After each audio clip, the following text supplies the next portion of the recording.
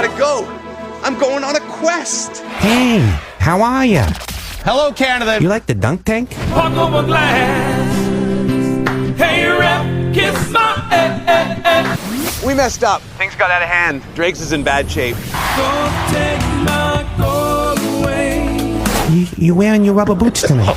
Hello, friends. As always, we offer you, our beloved listeners, choice on the Rubber Boots podcast. Soon-to-be Canadian-landed refugee Jay Onrait is our guest. So if you want to just listen to that, my conversation with Jay starts at the 37-minute mark. But before that, we debut our new hit ballad. Puffy's Hypotheticals has a poop theme in honor of Jay, and our favorite on-air bloopers. Hit it, Lester. This is JD's podcast.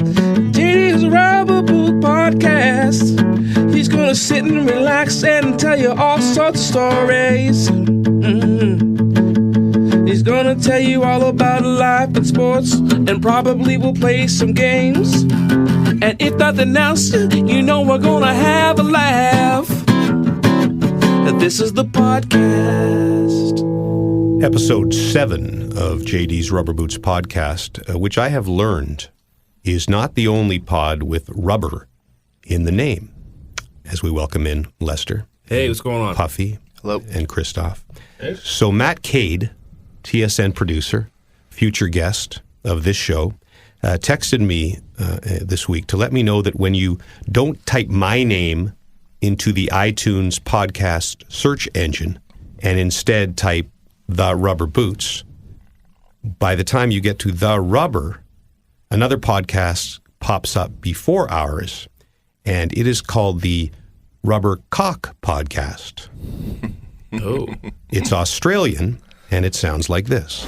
Press Start presents. Okay, here we go. The Rubber Cock Podcast. Hello, ladies and gentlemen, and welcome back to another episode of the Rubber Cock Podcast. Or should I just say... It's better than ours. I can tell already it's better. I actually listened to a few minutes of this because it intrigued me so, and I guessed it would be about porn. Mm-hmm. Would you not think? It sounds that way, perhaps. But it seems, I gave it about 7 minutes, and then I really couldn't understand their accents, and it seems like it's about video games, which is disappointing. Is cock in Australian like a slang? The logo is a rubber chicken, so it's not a dildo. It's a rubber chicken. It's disappointing. Would we be more popular if we were called the Rubber Cock Podcast? I think Hard to say. Potentially. I mean, you certainly get the attention from a certain segment of society, perhaps, I would say. Not only that, but there is also a rubber chicken podcast, a rubber dinghy podcast. Oh, wow. There's a lot of rubber. That does surprise me. I didn't think that would be such a popular in the podcast. Now, knowing this now, do Podcast you think, I mean, have we made a mistake here with this name? I mean, I don't think so. Well, a lot of personally, people are saying that, but I don't care.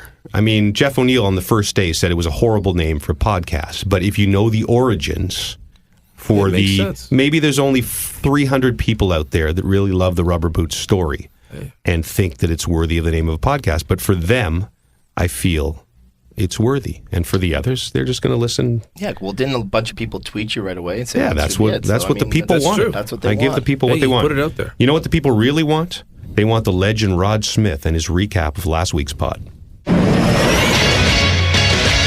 Early on, we learned Puffy was not dead after all. Disappointing, because Dead Puffy was going to be the name of my new mariachi band. Anyway, turns out Puffy's sick, scratchy voice has been turned into a hit single, likely to be sampled by Drake. Sexy Puffy. This is day 6.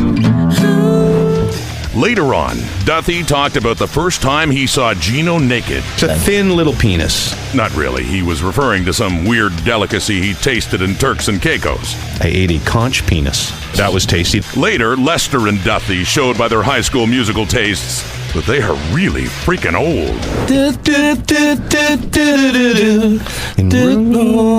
Romantic traffic. And Puffy's Hypotheticals looked at Duthie's chances of surviving in prison. Do you think I would have any street cred? Hey, guys, it's a TSN guy! No, they'd be like, we just had sex with the TSN. Again. And guest Paul Bissonnette, Biz Nasty. told the biz nastiest story of them all, the House of No Return. There was like a couple, and they would always have me over, and they would have girls for me, and then like even at one point like the wife. Big deal. That's every Saturday for Rod Smith, baby. That's your episode 6 recap. Now back to Gallagher. Live from Wayne Gretzky's, it's Gallagher. Tonight's guest, TSN personality James Duthie drops in to talk some round ball.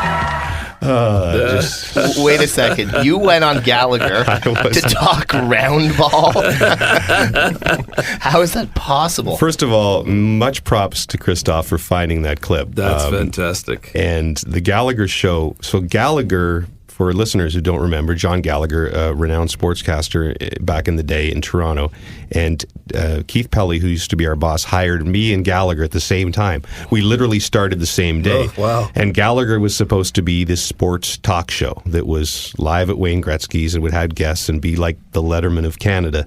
And he wore these real silk shirts. I remember it. Yes. Johnny had he had a look about him. He had the gold chains and the silk shirts and everything. That hair, don't forget that hair. That hair, and I that was the time, Puffy, where I was hosting NBA. That was part of my first job at TSN. Remember, I hosted NBA in the paint. I think That's right. That's right. I forgot about it in the paint. And so I guested on that show one time.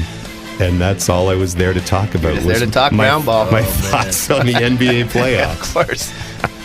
Who else would you want? That's what I'd want to hear. But the only thing I really remember, Gallagher was a nice enough guy. A couple things, though. We both started the same day. And so as you're walking around TSN on your first day at work, people are escorting you around. And 6 different times, I would run into him and someone would introduce me to him. And every time it was like the first time he'd seen me. Like, hey, Johnny Gallagher, I got a big show starting here. I'm like, yeah, James Duthie, I just met you 4 minutes ago in the cafeteria. 5 minutes later down in the studio. Hey, Johnny Gallagher, I got a new show starting. Hey, James Duthie, I met you. The scary part is, though, when you both started, TSN was thinking Gallagher was the guy to build around. And you were going to be, maybe he'll do sports. That's another... Hey, you know what, too? I'm not going to rip Johnny Gallagher here because he was a very good sportscaster in Toronto, and it's really tough to do a sports talk show and have live guests and a live studio audience every night. And the first night, the poor guy wore a shirt and he was just sweating through the shirt. And anyway, I don't remember anything about my experience on the Gallagher show. What I remember about that show was Wendy Wolf. Remember, right. She was there for like the internet. Right. Type of thing. Who is she? Remind me. Well, I mean, she. I think she was just honestly. I think she had done hired? some TV. Yeah, but oh man.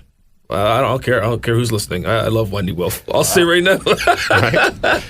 A couple of other things. We were talking about the Spoons last week and singing "Romantic Traffic," and Lester got in touch with Sandy Horn, who threw a pick at me in high school, and I thought we had a thing. And she may come on at some point. She Lester? may come on. That's right. That's very exciting. I sent her the link. She loved it, and she said that. She'll actually give you a new pick if you want one. Sandy was my high school crush. Yeah, they're I talked to her. They're doing a couple of shows. One in Mississauga in May. Oh, we should go to that. And then they're at the ROM though. They're doing that whole ROM dance at night thing. I think it's them. And who is? Oh my Do you gosh. think they would? Do you think we're big enough on the Rubber Boots podcast You lost the name. that they would let me introduce them or something and say, I think ladies and gentlemen, I think that's totally Sandy feasible. And the Spoon. It's probably the playoffs, so it's all a pipe dream. That's true. I think you'll be able to get a night off, Jimmy. You've done it before. Biz Nasty in the House of No Return. That was probably the most epic story we've had on the Rubber Boots podcast so far. He sent me a photo. He told me after the interview that he would give me the real story afterwards. Did he give it to you? No, I haven't had a chance to talk to him yet, but he did send me a photo of the wife. Who hold on, let's probably check this up here. I think I jumped out of my seat a little too quick. She was not what you were expecting. It is a sugar daddy type situation. So when he told the story, I kind of envisioned it as this older, rich 50-ish couple. That's what I was And it's not the case. And they would invite other young girls over for him. Oh, my goodness. And so I'm going to show you guys the photo of my goodness. Can I a little closer, please? Yeah. Wow. Looks like a bodybuilder or something. Yeah, she almost. definitely does. Yeah. She's in the gym for sure. Sorry, I really apologize to the listeners. Always good to show pictures. It's a shame. It's a shame. I can't. And I was feeling like, listen, if there's nobody in Canada except the four of us that are happy, so be it. Right. But anyway, I apologize for that. But if you missed the House of No Return story, you should probably go on to the last podcast and listen. It's near the end of the interview. Okay, one more thing. There was some controversy over whether I should have worn the water shirt in my Instagram post from Turks and Caicos. Remember, I was trying to be modest, and instead I ended up being ridiculed by wearing the water shirt. And Puffy suggested that if enough people wanted to see me nude, waist up, that I would post it. And I agreed that. That's fantastic. So the total number of fans who demanded to see that this week was 0. Nobody tweeted that. Not one person demanded to see my naked back. Either no one's listening or that's not good. Okay. 0. What else? Jeez, I would have flipped. So we did a song last week for Sexy Puffy because of his scratchy voice. We played a little bit in the Rod Smith recap, which is a big hit, obviously. Oh, those are amazing. So the guy who comes in here with the music every single week is Lester, who makes much of the podcast with his songs and comes up with them on the fly. And he has a great sense of humor. And we've said many times before, you're the conscience of the podcast because Puffy's a degenerate and I sometimes go that way. And I think Christoph is quietly as well. So we have noticed one thing, Lester, that sometimes, although you have a great sense of humor, that once in a while when Puffy and I are going off the rails, that you will suddenly talk about something very serious. So I asked Lester to send me some very mellow, serious chords without him knowing what they were for. Great. And Christoph and I produced an emotional, heartfelt ballad using your own words from the podcast and some of my lyrics. I did a little singing yesterday. Nice. And the song's called Serious Lester, and it will be the slow dance that you, our listeners, make out to at your high school dance very soon. I'm gonna be honest with you. Can I just say something with regard to that? Yes. He's serious, Lester. I've never had more respect for another man than I did for this man, Puffy, right here. Conscience of the podcast. He'd be happy to take jail term because it'd be a bounty on his head. When we're getting too high, The anxiety might kill you alone. bring us down real fast. And I always ask the question, well, what's the quality of my life, right? Do I want to live long, like to 90, 95, and be miserable and then die a horrific death? And we're getting too crazy. I'm sorry, I didn't say that to suck up. I just think people should know. You'll calm us down real fast. No offense. I mean, he's a lovely man and everything, but Serious Lester. I consider myself very fortunate. The conscience of the podcast. And then there's other people that just like, they're just anti the establishment. When we're getting too high, You're not supposed to bring home livestock. you'll bring us down real fast, real fast. Go off in the sunset. It's beautiful. Serious Lester. Don't ever change. That's his Serious Lester. Oh my God. The new That's hilarious. hit podcast song I have to say. that we will release to the public. Oh my Great goodness. tune, too. Well done. Well done, Lester. Well, I know. thank you. You write good songs even though you're not writing songs about you. The best part of that was just the way technology works. I had to figure out a way to... So Lester sent me that song yesterday, not knowing what it was about. And I felt like I was early Drake.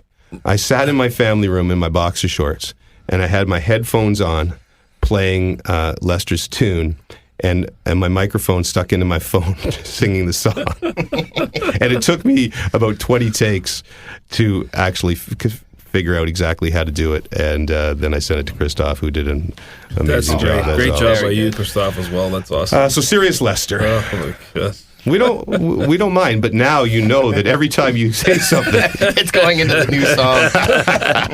other stuff that happened this week. We were in Ottawa last week, Puffy and I, doing a Sens game, and during the game, Darren Dreger was on, and he was doing an insider segment, and he was trying to say "move the needle," and it didn't quite come out that way.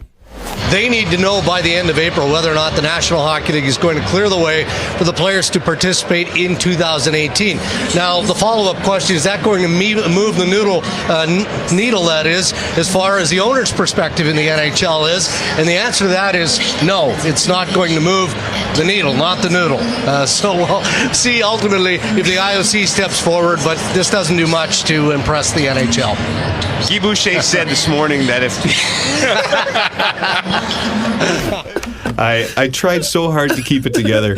And look, this is incredibly immature, but that is what television is, especially when it's live, and it was just something so stupid. And I desperately wanted to get Move the Noodle trending on Twitter afterwards. I had it together for a second. Bruce Garriock was also on the panel, but then Dregs gave me one of those Dregs smiles after he said it.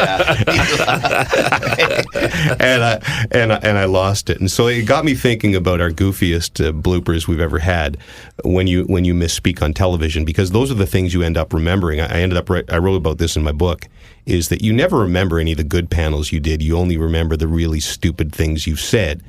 And so everybody always asks me what was my worst one, and I probably have a ton, but the only one I ever remember was playoffs many years ago, and Panger and Bob were next to me, and you get so tired during the playoffs and exhausted that you sometimes can't get sentences out. And I was doing a highlight pack, and it was a goal, I think it was Brooks-like, and he fended a guy off. He sort of stuck an arm out and did a wraparound and scored.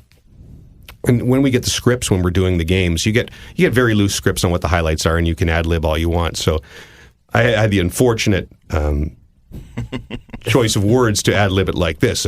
Brooks, like second period, skates around, and look at him beating a man off with one arm.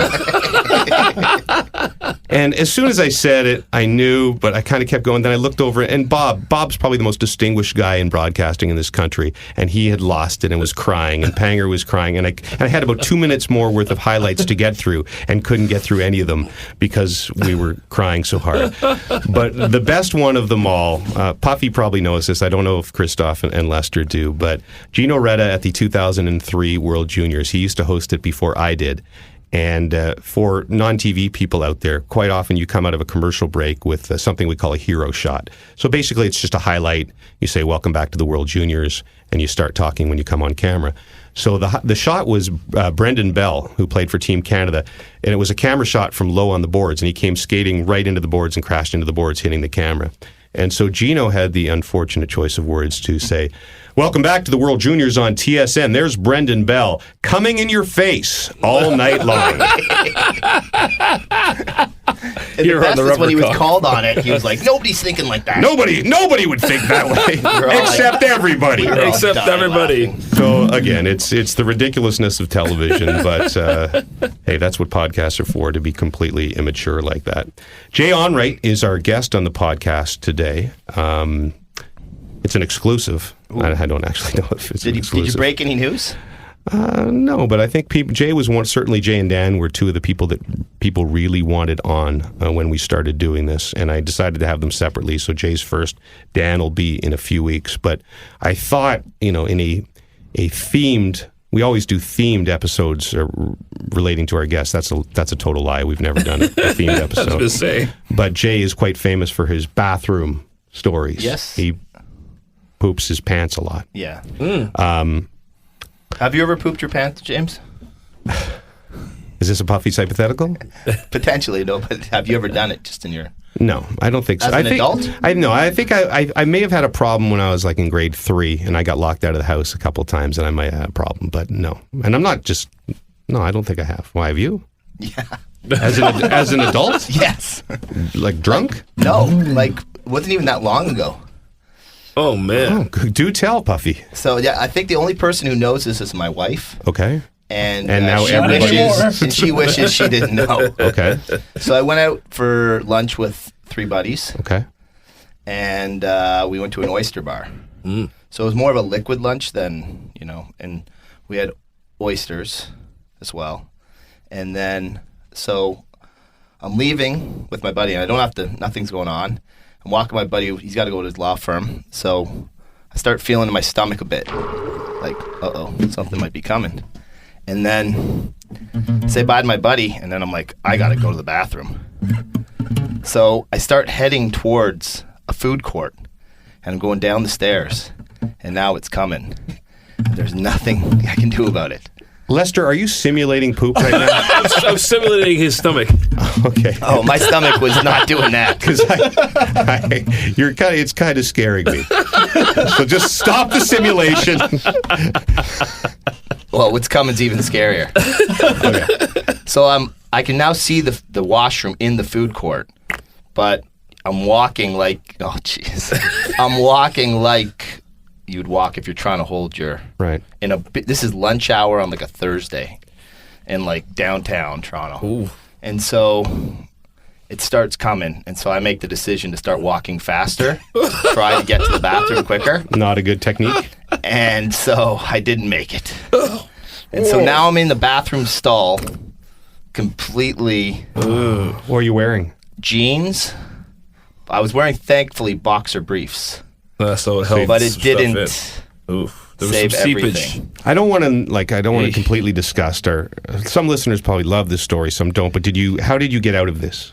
So I had to do a quick cleanup. The boxers did not make a return trip. No. Did you just soak your jeans and come out wet? So I soaked my jeans, came out wet, but then I'm like, I smelt. And like, those food court washrooms are the nicest places to clean up in. And they have people there. So I have people know what's going on, and people are like laughing at me while and I'm at the point now I'm like, you don't laugh at a man that's crap. I got nothing else to do but just try to get home somehow. Right. Like I would have paid probably like $15,000 just to go home.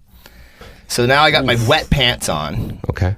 And I leave the thing, and now I'm like, I can't take the subway home because I stink.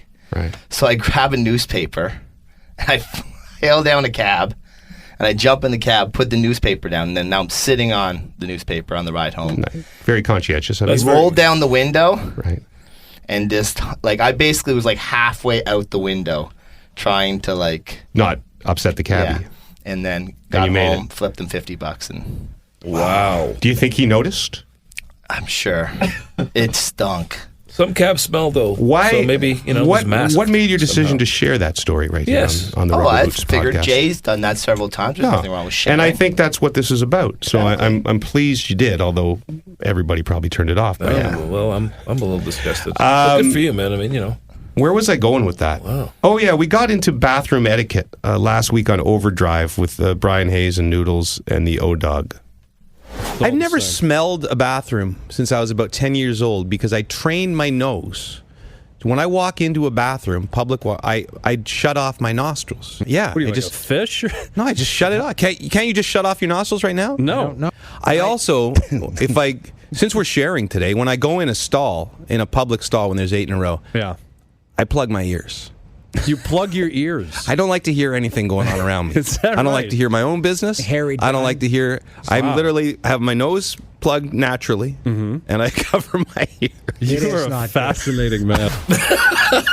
So the story I would have just told you would be so disgusting. Yeah, I would have made a beeline out of there. Now, I'm not some germaphobe or something. First of all, do you guys, because these guys, I thought that everybody does that and can do that. Just shut off your nostrils. No chance. Because I do that every place I go that smells. You just, like right now, I'm not breathing out of my nostrils. You just breathe out of your mouth and you stop breathing out of your nose. I would rather not breathe in, to be honest.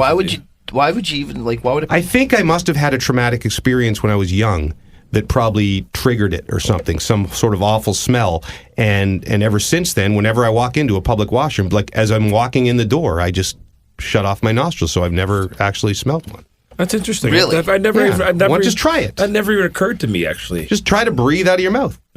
I'll be honest. If I go places, you go underwater, you plug your nose.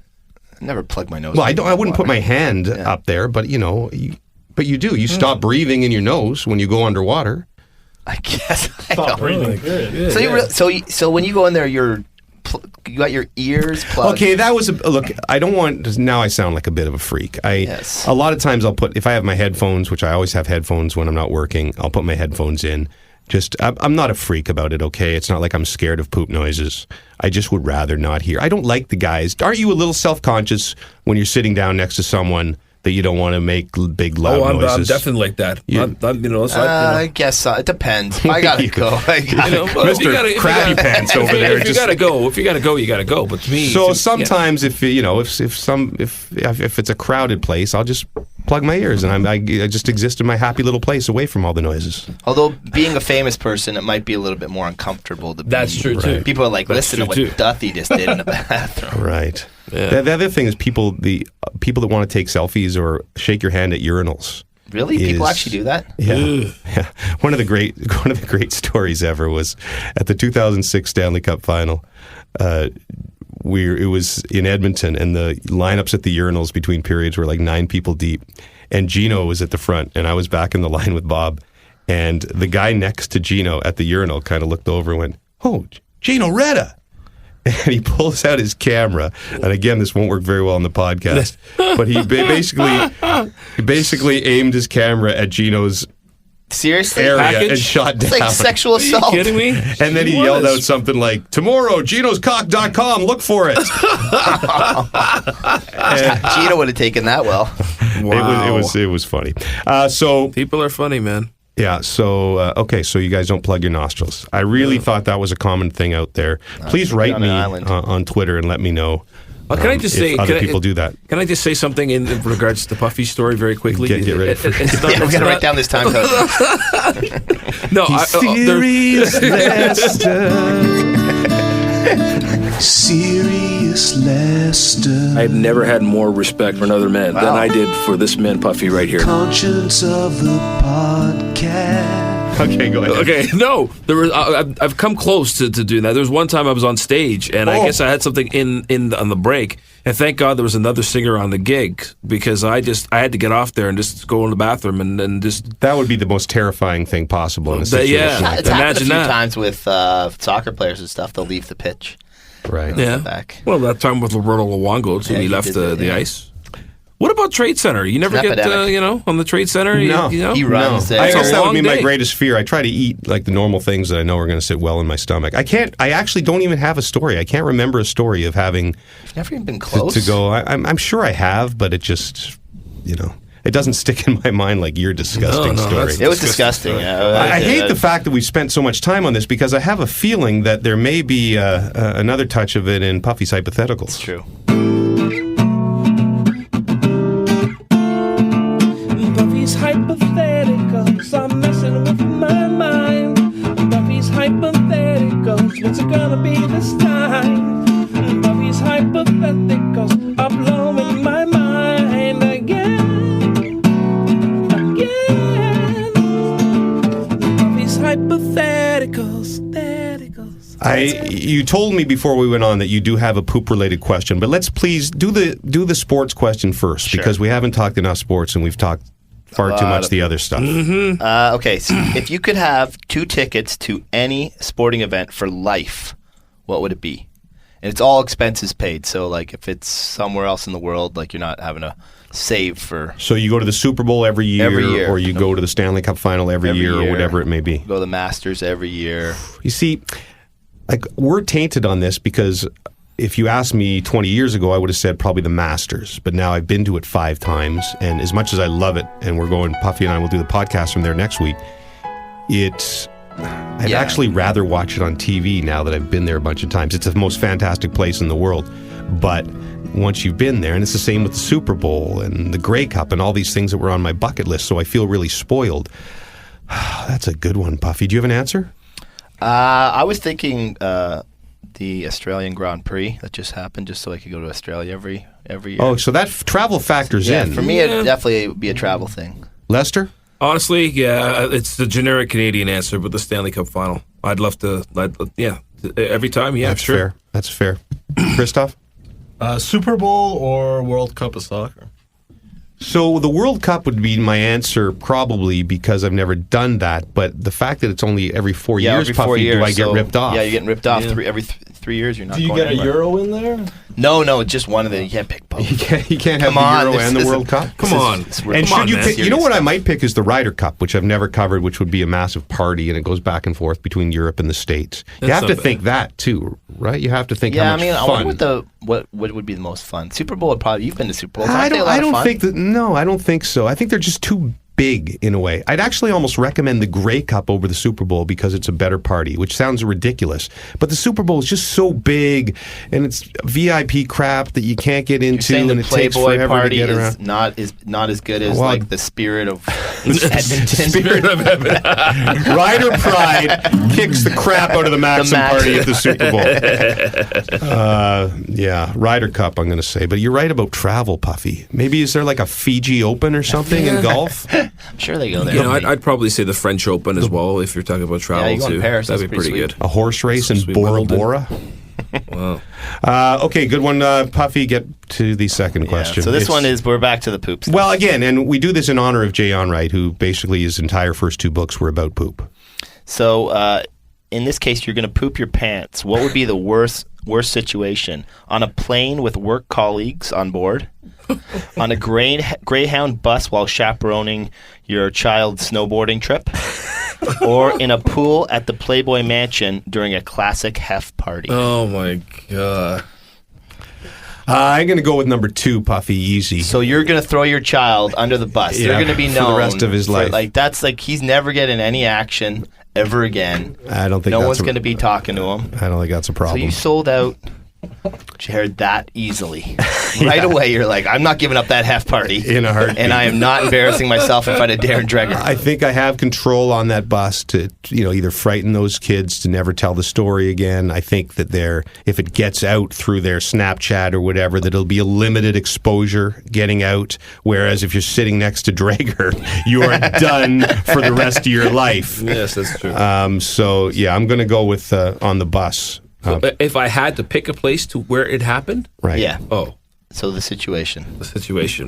Plane's no good either. Yeah, the plane's terrible. You're trapped, right? A bus you could pull over the bus the is the best one. Yeah, but the bus is like, that's going to stink in there.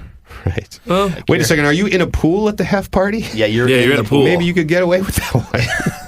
well, if you that is probably your best chance. But if they find you, you're getting tossed out of there. You are never going back to another. You got to think that's happened before at hef's party, though. I tell you what, know what I mean? I do remember a high school party where I really liked the girl who was hosting the party, and I had to do my business, and the bathroom was right adjacent to the main room where the party was. And I came out of that, and like the next person that went in did the Jim Carrey, do not go in there. Do not go in there. Woo! And everybody in the room stared at me, and that, as you know, that's the traumatic experience. I think that might be what it is. So anyway, I apologize for all the poop today, but it was in honor of our great guest, Jay Onrait, who's up here in a second.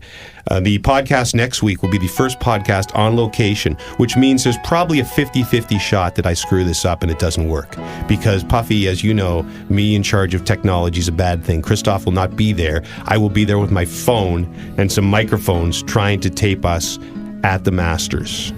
Yeah, it's not a good chance it's going to work. Although there is a good chance we will do it drunk. Yeah, with a few Michelob Ultras. Wow. Okay. So that I'd like to see. So it may be entertaining. So that's what we will attempt to do next week from the Masters. We'll tell all sorts of Masters story. Bob Weeks, Jamie Rydell will make his podcast debut. Brad Fritsch, who's going to be on with us, will tell us about the real life as a PGA Tour player, and we'll talk about playing Augusta, which Puffy has, and I have, and Weeksy has. Everyone has except for everybody Brad Fritsch. has except the PGA Tour player, which is the greatest thing ever.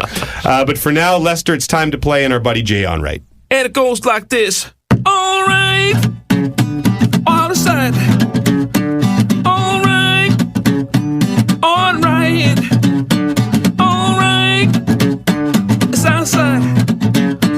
It's all right. Jay Onrait. And here he is, Jay Onrait. How are you, my friend? Great. That was really nice. Yeah, Maybe that could be the theme song for the new show Dan and I are doing on TSN. No, it is. That is the. Oh, it is? Yes. Oh, that's it. And the studio that they're building for you is actually this crappy little studio that we're in doing the podcast. So, welcome back to TSN, surprised. Jay.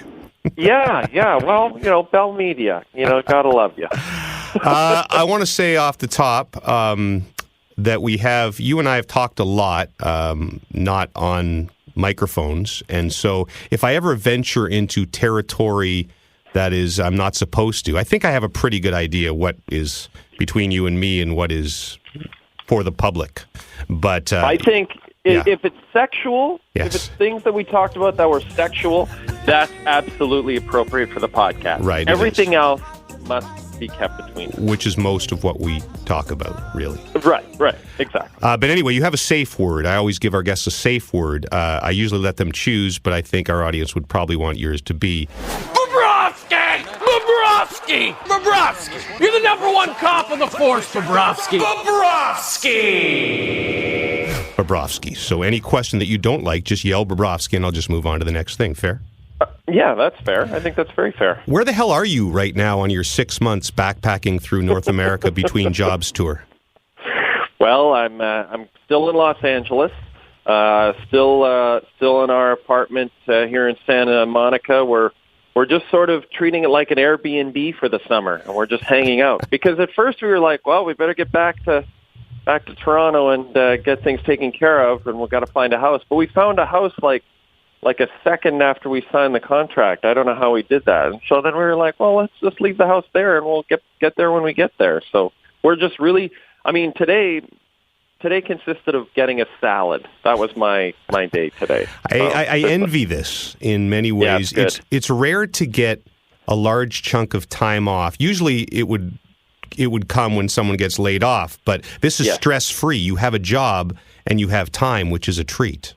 It is amazing. And we were originally going to take, a big trip around the world, but we have a 1.5-year-old, and we have discovered that we traveled with her last year in the summer when she was like 6 months old, and she was so easy to travel with. And now we find that is no longer the case. This is Isabel. Isabel, correct? I get names wrong all the time. Isabel. Isabel Onrait, exactly.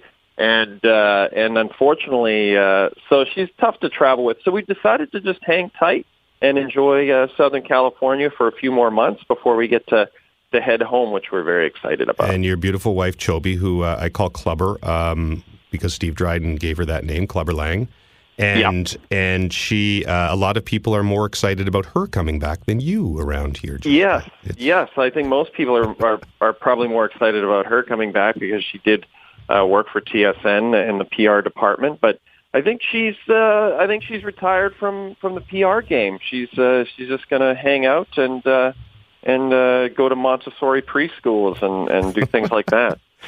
Now, in the 6 months that you have, how much will you see Dan? Do you guys now take a break from each other for the first time in a decade and never speak until you go on the air in the fall?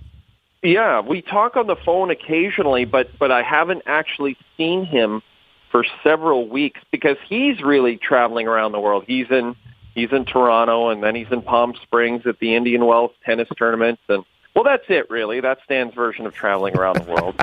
Well, I'm actually amazed he hasn't been to Vegas yet. I don't think he's been to Vegas since we got let go from Fox, which is probably the biggest shock of anything that's happened so far. Does he have is it a gambling problem or an alcohol problem or combine the two? Because he always seems to be in Vegas, and the few times that I've been in Vegas, he always threatens to come. Yes, and I don't know if I would call it a problem, but he certainly enjoys it. But it might be a problem because it's the same thing with him every time. He loves to play craps.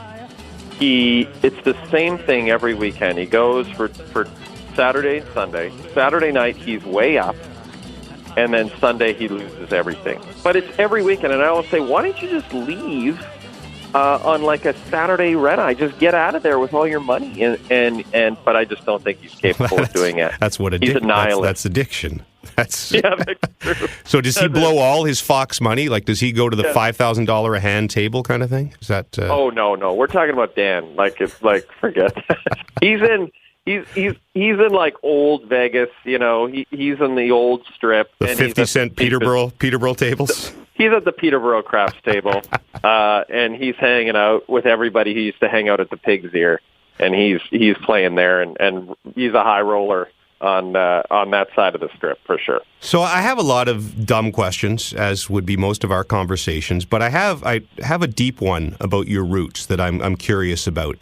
It seems a lot of creative people and funny people have dark backgrounds, problems in childhood, right? So many comedians have all these problems in childhood, and their comedy or their creativity grew out of that. Now, I've read your books, and I know you well, and like me, you had a very normal Canadian childhood with very loving parents. So where do you think your funny, I made it a noun, where does that come from? I think that I would have turned out, and I think I touched on it a bit in the book, I would have turned out to be a disaster had I not been raised in a, quote unquote normal household. Like if there was even a window crack of an opening for me to have strayed, I would have definitely strayed. So I was very fortunate to have that kind of family life and that sort of stable background. But I think probably just, when I was young, I just loved Bob and Doug McKenzie. Good day. How's it going? Okay.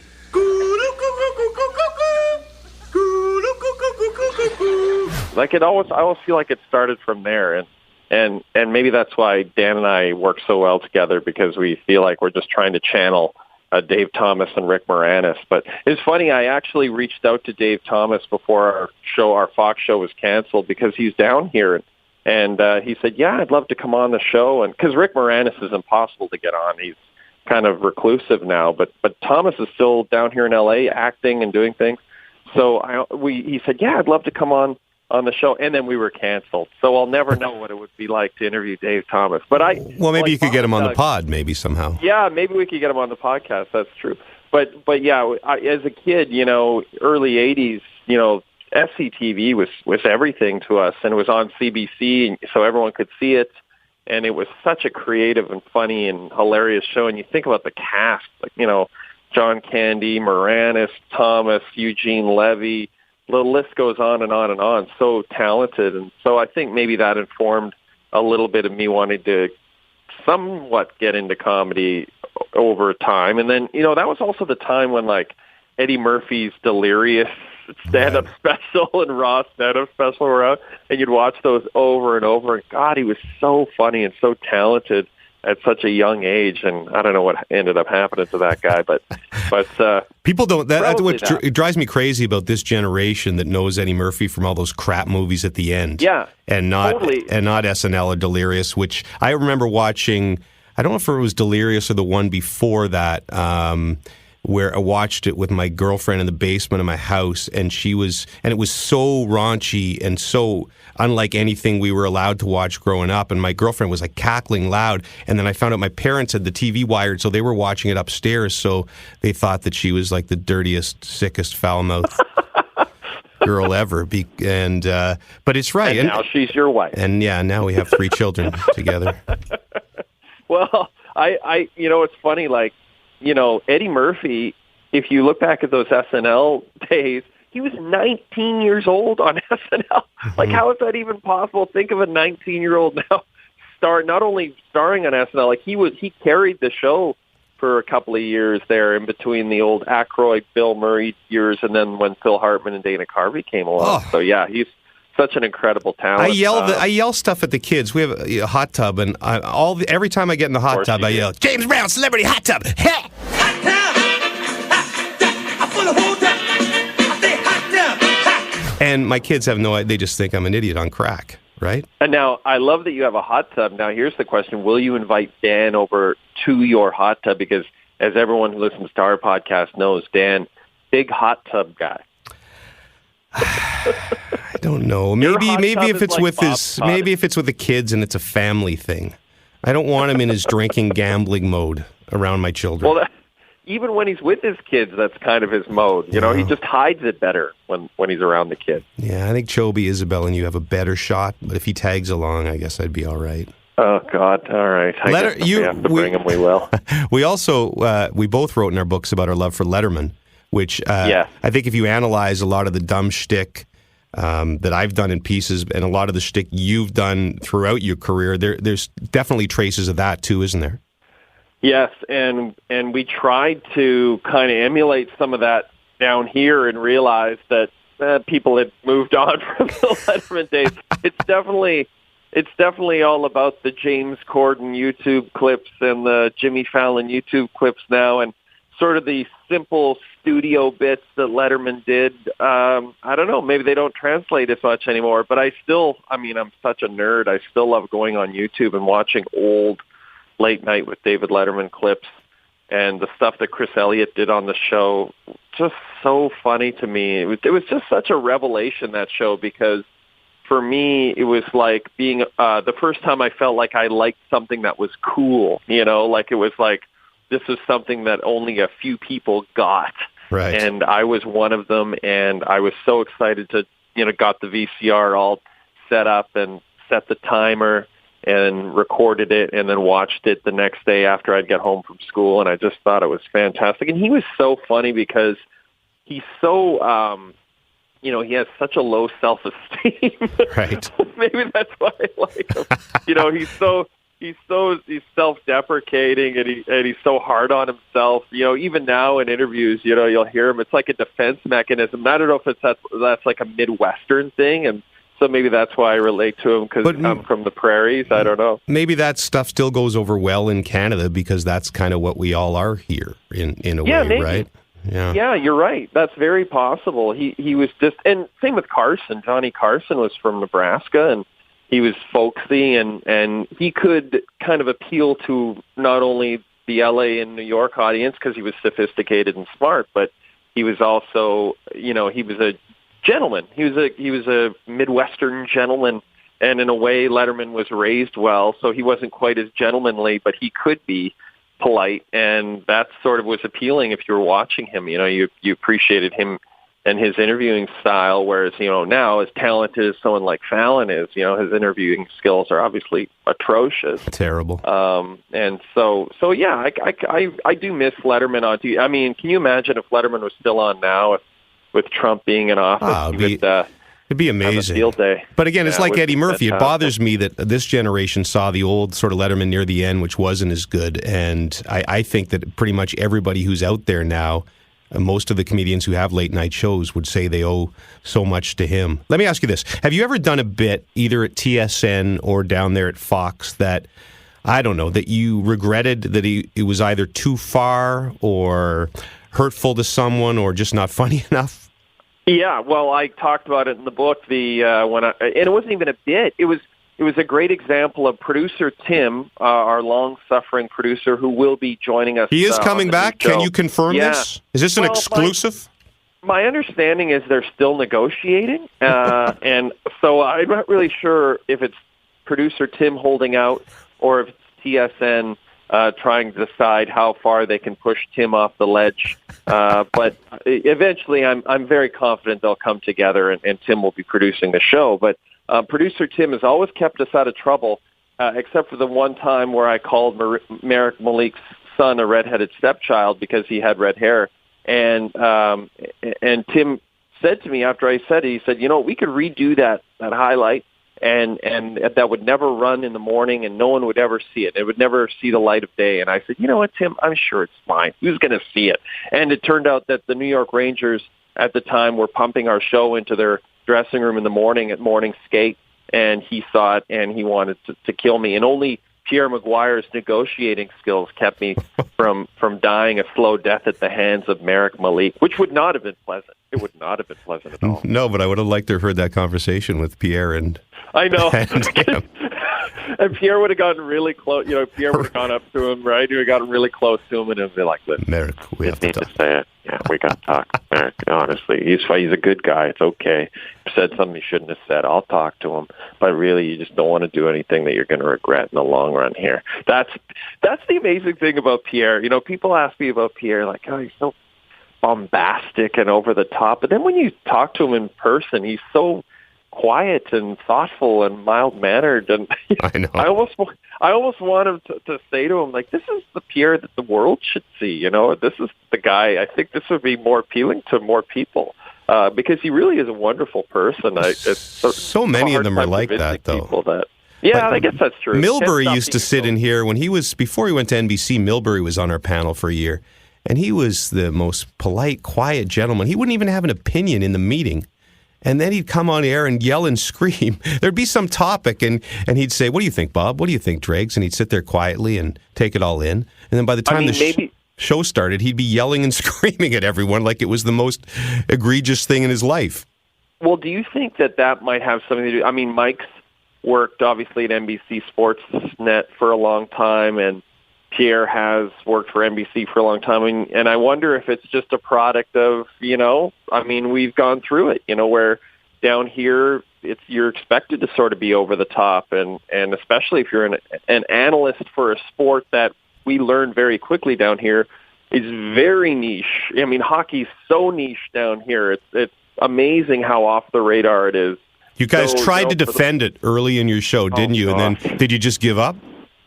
Well, what was amazing to me was I think they were trying to appeal to us. Fox was trying to make us happy. We put so many hockey highlights on our show at first, and even I was like, I don't know if America is ready for this many hockey highlights, but I was, we just love hockey, so we were just like, fine, go for it. But, of course, that all ended eventually, and it got to the point where we really weren't allowed to talk or discuss hockey whatsoever. Never mention it, ever on your show. It just doesn't move the needle down here, as they say. It just doesn't. I think I've told the story before where Petros Papadakis is a really popular afternoon drive time host here in L.A. and a good friend of ours, and just a wonderful guy. And when the Kings were in the Cup final, I think it was 2013 when we first got down here, he said on the radio when they were in the Cup final, I guess I have to learn the name of the Kings now. And he was only half joking. Right. Did you, of the people, you seem to have met a lot of nice people down there. So we have, like, Baruchel was on a few weeks ago and talking about how many dicks there were in Hollywood. But from what my conversations with you seem to like a lot of people. Give me are there any celebrities that you made friends with? Not pretend friends, but real sort of friends with? I don't know. It's a good question. I'm sort of a recluse. So that's probably a better question for Dan, I suppose. I mean, it's not so much friends. I think I was always amazed. Like, I'd come home from every show, and in the last 2 years, we were essentially doing a talk show. So we'd have a different person on every time. And we had, like, for example, this is kind of a random example, but like Josh Duhamel, who's, married to Fergie, like, he came on to promote that movie where he was playing Bill Spaceman Lee. Mm-hmm. And he was great in the movie, by the way. It wasn't a great movie, but he was great in it. And he was so friendly and so nice, almost to the point where I was like, are you putting this on? Like, and maybe he was. Maybe it's all part of an act, but every single person who came through the door, the only one who was borderline was former Yankees great Reggie Jackson. And at first he was just sizing us up. And then he ended up being a wonderful guy too. So I honestly can't tell you a single person in terms of celebrity that we met who was bad. I mean, and it's not like we were working on a film and television set where maybe you'd see it a little more clearly in that sense. But even, everyone we kind of worked with, whether it was an ex-athlete or whatever, everyone was a pretty good egg. Even Pete Rose, who, we all know Pete's had his issues in his life. Pete just liked us. I don't know why, but he just did. I think he liked the fact that Dan was a gambling addict as well. That was an instant in. Yeah. What about Bayless? Now, did you meet Bayless ever when he came over to Fox? And oh yeah, there's some people asked this on Twitter. I said you were coming on, and I have a bunch of questions from fans of yours a little bit later. But a couple of people asked: Is Bayless as much of a jerk as it looks like he is, or is that an act and he's a nice guy in person? Exact. It's not. Listen, I'm not going to go say what's an act and what's not an act, but he's extremely nice in person. It was almost the Pierre thing, where you almost can't believe as you're talking to Skip in person how nice and how courteous and how friendly he is. He's the funniest thing was when I first met Skip, he came up to me and said, "Hey, big fan," and I felt bad because I was like, well, I guess I have to say that I'm a big fan. So I said, well, I'm a big fan too. And he said, no, you're not. And I thought that was funny, he's so self-aware. But he's, like 70 years old and he's like in incredible shape. I think he runs 6 miles a day or something crazy like that. But Jay, the stuff he says and the stuff he tweets, I mean, I just don't know how, I know how you could be maybe nice to people and maybe he's nice to people off camera, people that he works with, but He's just an idiot. Yeah, he is. But again, all right, I guess I will say it is all an act. You know, he knows what he's doing, right? Mm-hmm. He's pushing buttons that allow him to. I'll say this about Skip. He is the only person who came to FS1 who made a ratings impact. He's the only one out of everybody that was hired. And everybody was great, and everybody was talented.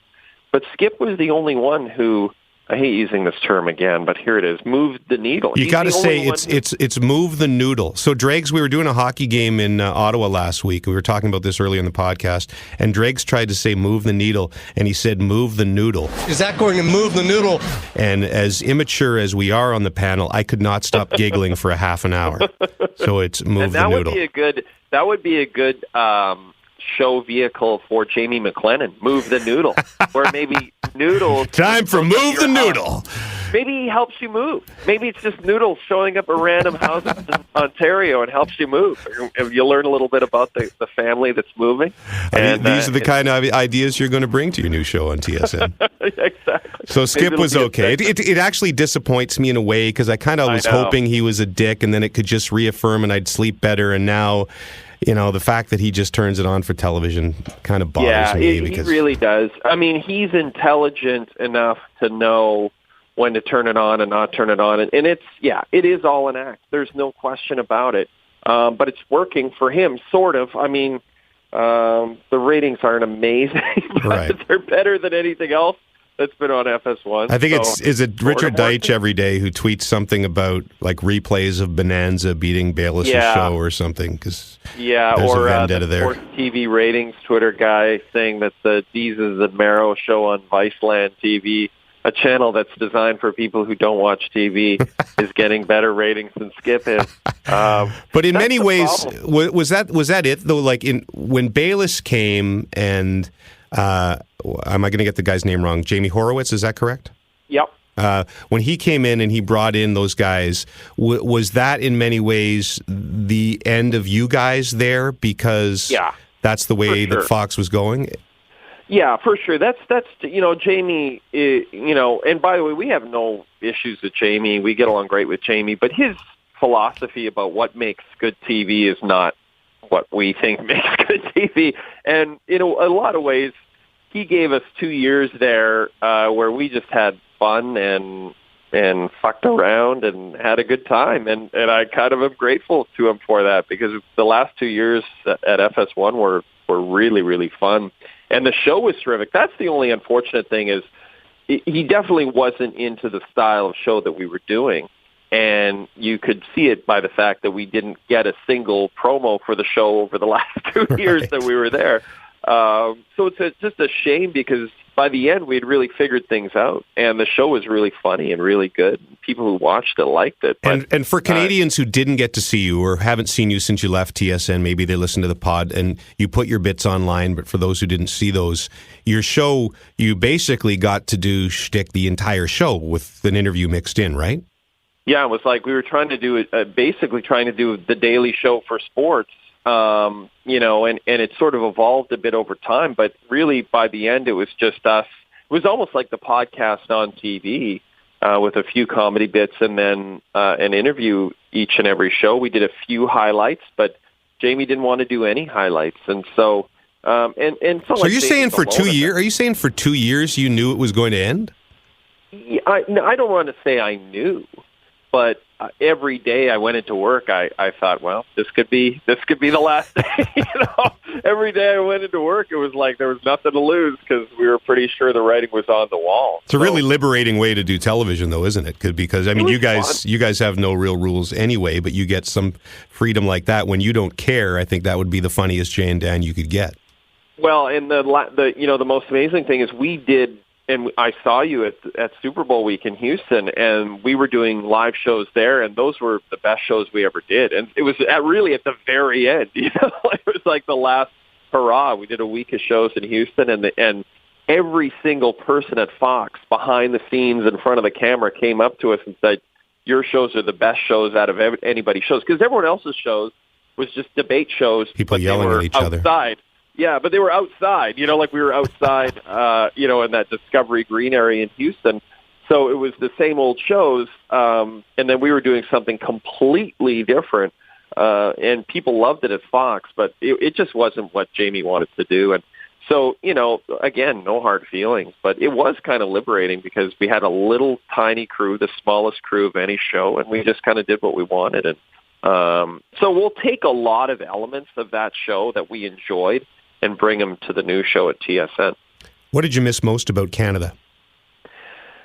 I think for us, for my wife and I especially, like we love Toronto.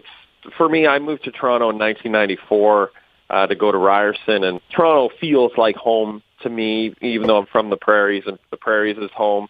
Athabasca's home. Toronto feels like home too because I lived there for 20 years, and my wife is born and raised there. So we have a lot of friends there, and she has a lot of family there. So we're excited about going back and raising our little American kid around family and in a country that, it maybe is a little more politically a little more leaning toward where we would lean toward. Though having said that, California is pretty much like living in Canada. They're definitely not digging what's going on politically down here right now. That's for sure in this state. What was just quickly, sum up 4 years in America for me. It was really great. You know what? People are like, do you have regrets? Zero regrets. It was awesome. The whole time we've been down there, and it still is. Like, every day we walk around. Yeah, I've talked to you about it a lot. Put the weather aside, which is fantastic down here. The people in California are super nice, and I'm not just talking to people you meet like celebrities. I mean, just the average working Joes are all super friendly, genuinely curious about us as Canadians. Not ignorant, they just don't know, and they're curious to know. And everyone was very welcoming to us. We had a great time down here. I would happily retire down in this area for 6 months of the year like a snowbird does at some point in the future because I've really enjoyed myself down here. And then my folks bought a place in Palm Springs while we were down here, so we've spent lots of time out in the desert. We were just out there on the weekends. So I think we'll probably end up at some point in the desert. I'll hang out in Joshua Tree and drop acid and look at the stars every night. That'll be my retirement. That would be, why don't you just do that on the show up here? I should. Well, maybe we will. We'll just drop acid and I'll wander around the Scarborough parking lot at TSN, and that'll be a segment on the show. I don't want to keep you too much longer, but I did put out on Twitter to ask you questions. I've asked a bunch of them, just to not give credit to people, but quickly, I had one from a TSN O'Toole fellow who said, first question, why is Dan so strange? Yeah, that's a great question. I mean, he is strange. He's a strange one. People who listen to our podcast know. By the way, can I mention something quickly about the podcast? People have been asking us so much about our podcast, and we can't really talk about it for legal reasons. Things are being settled. Lawsuits? There are lawsuits? Yeah, there are no lawsuits, but ownership of the podcast is being arranged and settled. So I probably already said too much, but no. Can I ask you something though? Do you own it? Because that's what I was wondering. I was going to go up and plead with Milliere and Stu that I should own this thing. That's important, right? Yeah, but they'll say no. Do. So right now we co-own it, and so we are arranging to take full ownership of it. Engineer Jim owns the other half, and you have to buy him out? Engineer Jim has 5%, and that's in perpetuity. We can't. No, people are really concerned that we're not going to have Engineer Jim on anymore. We're definitely going to have Engineer Jim on when we come back to Canada. He just won't be in studio with us, obviously. Well, I stole Christoph, your producer, who's your podcast up here. Right. So if you want to buy... It'll be a price if you want to enter negotiations to even use him, let alone But steal him from me. everybody wants Christoph. Like everyone at TSN Radio, those guys in the afternoon, O'Neill and Noodles and Hayes, those He's a genius. Stars. He's a genius. Yeah, he is a genius. He's mine now, though, so back off. And Mike Gentili. I mean, he was our producer when we started the podcast at TSN all those years ago, and he's not with TSN anymore, but it's great to bring him back. So anyway, the podcast is coming back, is what you're trying to say, The right? podcast is coming back. All that was a very rambly way of me saying, yes, the podcast will be back. in the fall better than ever. Do you think it will crush my podcast and make me cry? No, we're not concerned about your podcast. Yeah, I'm aware of that. Neither is Bob. Bob is just like sloughs me off like I'm one of those natty little dogs that bites at his ankles. We Okay. won't stop trying to get an invite to Bob's Cottage, so that will never stop. Okay, quickly. Kat Arnett says, are you planning on writing another book? I don't think so. You and I talk about this all the time. Yeah, we're sick of each other. It's too much work. I know. It's too much for work little to pay. write a book. People think like, oh, what is this stupid book you wrote with stupid poop stories and you go to a 2 Live Crew concert. It took months and months every day. I know. Like it's so much work. I think the way, and it's a credit to your writing that you write so casually and tell such casual stories that people think you sit down in a Starbucks for 4 hours and the book is done. Well, and I was talking to someone the other day, and they were like, "Oh, but it's ghostwritten for you." No, like you and I write our books. I know. I always take shots at Ron McLean, right? Because I couldn't be a nicer guy and a better broadcaster, but he had his book ghostwritten by another. I'm like, aren't you a broadcaster? Couldn't you have written that book, Ron? This is the thing. It's too much work for too little glory. So I love, what I love though, the book tours, and I think you did too. Those are so much fun because you got to meet so many nice people who watch the show and listen to the podcast. So I just go on a book tour. Maybe you could write a book and I'll go on your book. People would probably like that more. The number of times I had to sign your book on my book tour was fantastic. Robada Island asks, in reference to something you just said, when was the last time you pooped your pants? It was weird. I peed my pants. I was in Victoria, and I saw an old high school buddy. I can't drink beer anymore. Like, I can drink it. I love it. It's my favorite. But then I find I'll have like 2 pints, and I have to pee every 2 seconds. So I was heading back to my hotel after going out with him on St. Patrick's Day in Victoria, and I peed my pants a little bit. Like, my wife had to, What, just a trickle? Yeah, just a little trickle, but it was still like I had to soak them. That'll be a story in another book. Peeing your pants is cool. Consider me Miles Davis. Did you have the jeans? Because it's the worst if you have like the light gray pants and you get the little dot. No, I had the dark jeans, but it was still very obvious that it was more than just a trickle. That really those jeans really needed to be laundered several times. Well, people are really loving this conversation now.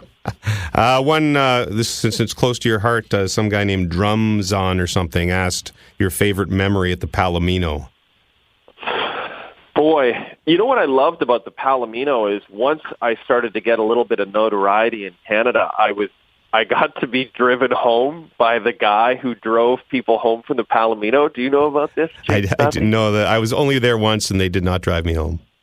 There's a guy who is hired specifically to drive quote-unquote celebrities to and from the Palomino. So I assume the last few years he was driving Yevgeny Malkin back to, the Fort Garry Hotel a lot. But he would tell stories. I forget the gentleman's name, but he was a really neat guy. And he would tell stories about driving, Gretzky and Messier home from the Pal back in the 80s and rock stars who'd come through town and this and that. You made it, baby.